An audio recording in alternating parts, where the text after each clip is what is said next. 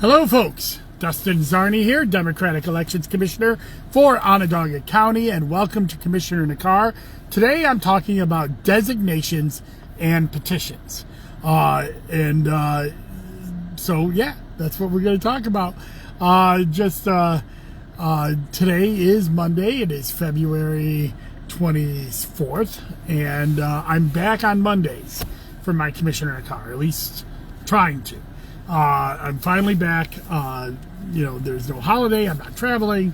So I'm doing this Commissioner in a Car, and I hope later this week I'll have a weekly wonk up, and I'll be back on that schedule. Commissioner in a Car on Monday, weekly wonk on Friday, and or Thursday, depending on when I get it up, and in between, just regular stuff. So enough about that. You came here to learn about designations and petitions. And that's what I wanted to talk to you about, because we've had the last couple of days the parties of New York, the Democratic, Working Families, Conservative, and Republican parties have all designated candidates for local office. Actually, I think the Working Families is designating tomorrow. So I wanted to talk about what a designating, why parties designate candidates, and what it actually means in election law. Because I think a lot of people overvalue the designation, and then a lot of people undervalue the designation. And some people think it's not necessary at all. So I wanted to talk about what it is and what it isn't. So in New York election law, the only way to get on the ballot is to walk petitions. And that's, I'm going to talk about that, because that starts tomorrow. And even if you are designated by a local county committee, you still have to walk petitions to get on the ballot. So the purpose of the designating meetings for these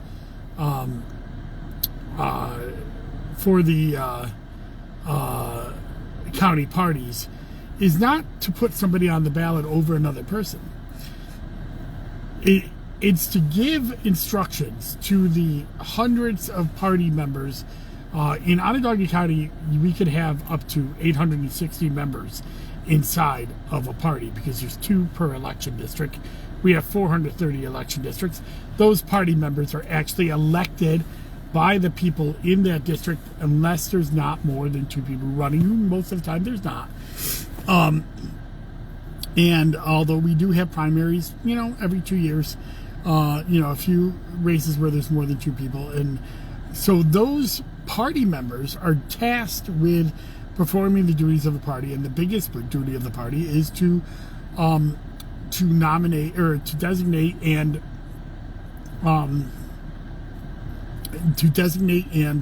recruit candidates for office. And part of that is sometimes having to choose from more than one. Although even with one candidate, a party, if there's only one candidate for an office, a party may decide that candidate's not qualified enough and they won't designate them. So the designation really means that the county party gets together, they have a vote, and that vote determines who will be the county party designee going forward into the 2025 election. And what that does is it says that the party will promulgate and prepare petitions for them and instruct their party members to go out and collect those petitions, making it easier for them to get on the ballot. It's not assured, because sometimes party members won't walk a petition, or there may not be a lot of party members in a certain area, or so on and so forth. So candidates will go out and get petitions as well to add to the pile. But for the most part, if you're designated by the county party, you're going to get on the ballot, because the county committee will walk. Now, sometimes there will be more than one candidate that will seek an office, and then the party has to choose. But that doesn't mean that's the end of the road. In fact, we have a long history, especially in the Democratic Party in Onondaga County, of primaries, especially inside the city of Syracuse, and where there are a lot of Democrats, very few Republicans, and thus usually the primary may be the actual election, because the Republicans sometimes don't even put up any candidates inside the city of Syracuse. And you see the same thing in inverse in outer towns like Fabius, Autisco, very rural towns where the Republicans are so dominant that the Democrats don't bother to put up candidates. So in those cases, the county parties will have interviews, decide on who they're nominating, and or designating, sorry. There is a reason why I'm being cautious about that, because nomination means winning the primary. So that's the nominee going into general. Designation means the designee of the county party. A designation could be for a individual that is designating themselves to run in a primary. So that so they determine that. But then people who are still, either going through the designation process and then not winning, or sometimes people who just don't bother to go through the designation process at all, they still have the opportunity to primary. And they primary by turning in petitions. Petitions start tomorrow.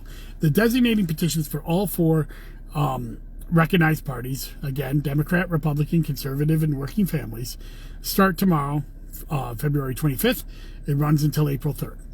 And you have to get so many signatures to get on the ballot. By the way, if you want to know how many signatures in each party for that designating petition process, we just uploaded onto the Onondaga County Board of Elections website, onvote.net. You can get your signature requirements under the candidate information under the campaign info tab. So if a county party doesn't designate or designate somebody else, but another candidate wants to go forward, they can start with petitions. And I'll come back to that in a second, because I do want to kind of wrap up my talk about why a county party needs to designate. And it's because you need so many signatures to get on the ballot that you need the volunteer efforts of the county party committee to get on the ballot, especially, in most cases.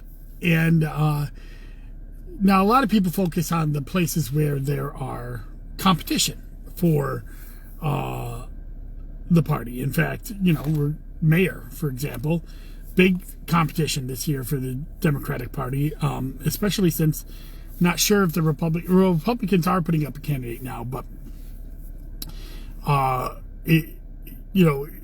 again, the odds are that whoever wins the Democratic primary is going to be the next mayor of the city of Syracuse. But it's definitely not for sure. We've been the last 8 years represented by an independent mayor, and then from 1993 to 2001 we were represented by a Republican mayor. So but other than that, most of the history of the city of Syracuse has been a Democratic mayor.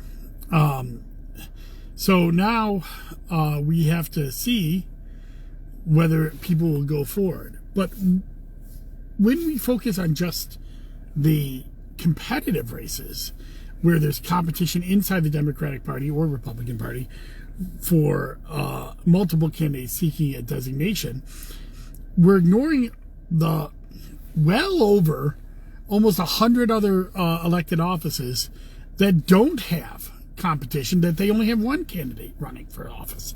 So the purpose of the designation is to vet those candidates, make sure that they're qualified and ready to go, but also then get them on the ballot. And a lot of times these candidates don't have a lot of resources, don't have a lot of money, don't have a lot of volunteers, especially this early in the calendar day. So this designating process and the instructions to the committee to walk petitions is very important. But it's not the end. And as a elections commissioner, I'm a Democrat, and we have a bipartisan mode of elections here in New York. where we have a Democratic commissioner, a Republican commissioner. And I'm not going to lie, 90% of the time, 95% of the time, I'm voting for the Democrat. And I'm helping Democrats in their election efforts, as is the Republican. That being said, and though I'm a member of the Onondaga County Democratic Committee, and by the way, that's how I get my job, I don't automatically support the designee, especially when there's competition. In fact, I have a personal rule that in any primary, I will remain publicly neutral. So I will never tell you how to vote or who I'm voting for in those races where there are multiple candidates seeking the line on the Democratic line. You could assume after the primary, I'm probably backing the Democrat. That being said, anybody who walks into our office, I will help. Again, but so we have these these designations, but again, it's not the end. In fact, I took a look today at the City of Syracuse mayor's race. Now, the Democrats nominated Pat Hogan, a longtime counselor, friend of mine, but he nominated him over Joel Majak, Jimmy Oliver, and Sharon Owens, also all friends of mine. Well, I don't know Jimmy all that well, but he's a good man. But all of them have said that they're going to continue on with the process, and they're going to primary Pat Hogan. In that primary, if they get enough signatures, they have to get 1,000 signatures to stay on the ballot in the city of Syracuse, and that primary will happen in June. Now, a lot of people say, well, because the county party designated, that puts the thumb on the scale for the candidate, and I disagree. And the reason I disagree is that we have pretty good history of this locally where the county party designee does not actually win the primary. In fact, recent examples. 2021, Michael Green was designated by the OCDC, and he lost to Khalid Bey in the primary. Khalid Bey then lost to Ben Walsh, but in 2017, Joe Nicoletti was the nominee for the county party. He lost to Juanita Williams, who then lost in the Democratic primary, who lost to Ben Walsh the first time. And then also then in 2001, Mayor Driscoll was the mayor, but he lost the nomination to Kate O'Connell, but he won the primary. In fact, of the last 5 times, there's only been 2 times out of the last 5 times where the county party designee faced a primary and won the primary, and that was Stephanie Miners, both of her runs in 2009 and in 2013. Ironically, one of those wins was against Joe Nicoletti, and one of those wins was against Pat Hogan. So we've seen a lot of these names come up. But she won her primaries, was the designee, and then also went on to win the mayorship. Matt Driscoll in 2001 won his primary when he wasn't the designee, won the mayorship. In 2005, Mayor Driscoll did not have a primary opponent, and so that's the one race where for mayor that in the last 6 that didn't have a primary at all. So 3 out of the last 5, the county designee lost the primary. Only 1 out of the last 5 was the person who won the primary, who wasn't the county designee, winning mayor, because 2 of them were against Ben Walsh, who's an independent, and won. So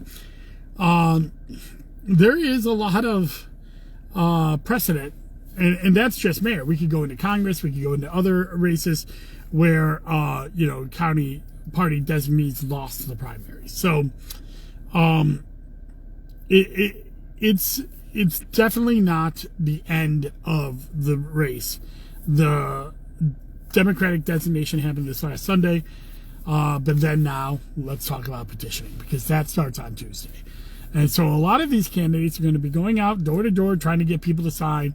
The only way for ballot access in New York for most races, some town races have a thing called caucus, and we'll talk about that in the future, in a future podcast. But for now, 80 to 90% of the offices that are up for election in Onondaga County are filled by designating petitions and primaries. So if you're running citywide in the city of Syracuse, you got to get 1,000 signatures. If you're running countywide, this is for Democrats. If you're running countywide in Onondaga County, you got to get 1,500 signatures, although there are no countywide offices this year.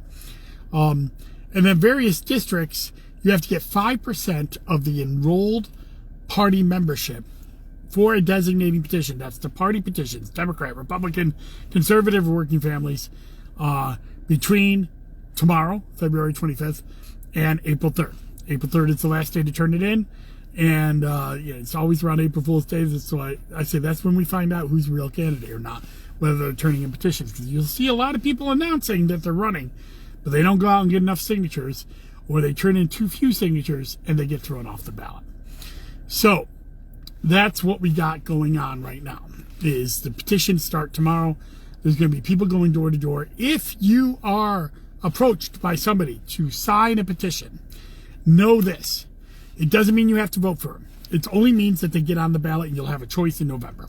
However, if you sign a petition for, say, mayor, and there's other people that are going out for mayor, you will not be able to sign those petitions because the date of when you sign is what it counts. So it is like a vote in sense of you're voting to give them ballot access. It doesn't mean you have to vote for them in the November election. So if people are coming to your house, read the petitions that you're asking. If you have a candidate you support and they're not on those petitions, maybe you think about not signing them. But if you're not sure, it's okay to sign them because it means you get to vote for people later on. It just gives you a choice later on. So, and be nice to these people. These are all volunteers that are going out and trying to get this done. It's hard. You see there's a lot of snow outside. It's really hard to get petitions nowadays. So be nice to the people that come to your doors. And yes, even if no one is running against you, let's say you have no candidate, you still got to go get ballot access. Because if you don't, it becomes a write-in race. Because the race is up this year. So the petitions will start Tuesday. Again, it goes until April 3rd. That's the last day to turn in petitions. I think it's March 31st through April 3rd are the 4 days where you can turn in petitions. And we'll talk more about that when that happens. So that's it. Designation and petitions. Now, nominations, a lot of times they'll say the party nominee. The party nominee is the winner of the primary. And if there is no primary, then on April 3rd, if nobody puts in for a primary, then they are designated and become the nominee automatically. But if there's two people who put in petitions, then it becomes a primary on June 24th. And they won't become the nominee until that primary is certified. So that's it, and then we should talk a little bit about authorizations as well, but just a little bit because, as I said, we have four parties in New York: Democrat, Republican, Conservative, and Working Families. However, the Conservatives and Working Families, for the most part, cross-endorse candidates. Conservatives usually cross-endorse Republicans. The Working Families usually cross-endorse Democrats. It doesn't mean that they always cross-endorse the ones that the Democrats designated or the ones the Republicans designated. Sometimes they cross-endorse just another person who's enrolled in the party. And any Democrat can run for the Democratic Party line. Any Republican can run for the Republican Party line. However, if you are an enrolled Democrat or an enrolled Republican, you cannot run for the Conservative or Working Families line unless you get an authorization from that party chairman. So it's actually much harder to get those third-party lines than if you're not already agreed to by the party chairman. So the third-party lines are actually a lot more closed of a process than the major party lines, because the major party lines have this open process by election law if you're enrolled in the party. So it's just something to keep in mind. If somebody says, oh, you may hear on the Working Families announcement tomorrow that they're endorsing Democrats that didn't get endorsed by the county Democratic Committee. That happens all the time. And that they're endorsing them because they're hoping that the Democrats are going to go forward with a primary and win the primary, and then thus they get their line in the general. There is a way to get off the ballot. If you lose a primary within 7 days of the primary, you can opt out of being on the third party line, and that third party then has a choice to give it to somebody else who won the primary, or somebody else entirely, or not give it to anybody and leave the line blank for the general. So the whole thing of party splitting is less, or ticket splitting is a little bit less rare than it used to be, or a little bit rarer, not less often, rarer than it used to be. But it still happens, especially if people decide to go forward with candidacies. Now, everything I've been talking about in this podcast is designating petitions, which is the recognized parties.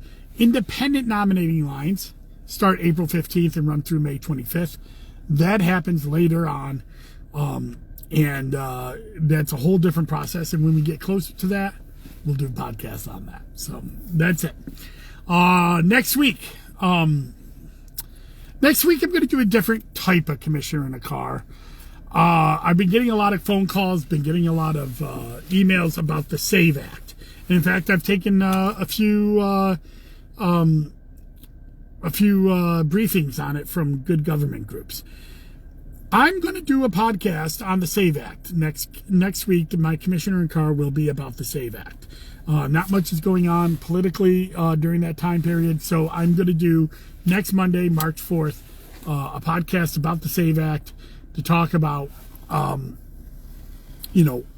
are some of the problems with this. This is a piece of legislation that is winding its way through the House of Representatives. May have passed by the time I do the one in the House, but not in the Senate. And it's unlikely to pass in the Senate. But that doesn't mean that we shouldn't talk about it and some of the provisions inside of it and some of the problems that may come about because of it. So I am going to do my next commissioner in car is going to be dedicated to the SAVE Act and breaking down some of the myths and pointing out a lot of the problems with it. This has become big on TikTok because a lot of people are saying that if you're married and you have a different last name, will you be stripped of your right to vote? And there is a lot of questions about that. And so I'm taking a couple more briefings this week. That's why I didn't do it this week, because I want to get a little bit more information in front of me and go forward. But it is a troubling piece of legislation. I'm not for it. But I'm not going to just say I'm not for it and not tell you about it. We'll talk about it next week. Later on this week, my long promised wrap-up of the 2024 election should be on deck. I've already got the data together. I just have to write the narrative, and I'll have that out either Thursday or Friday. Everything you can find at DustinZarni.com. All my content, any election news that I'm involved with, and anything else that might pertain to you. Go there. You can subscribe. Find me on any social media under Dustin Zarni. Pretty unique last name, so you'll be able to find me. Thank you very much, and enjoy your day. Bye-bye.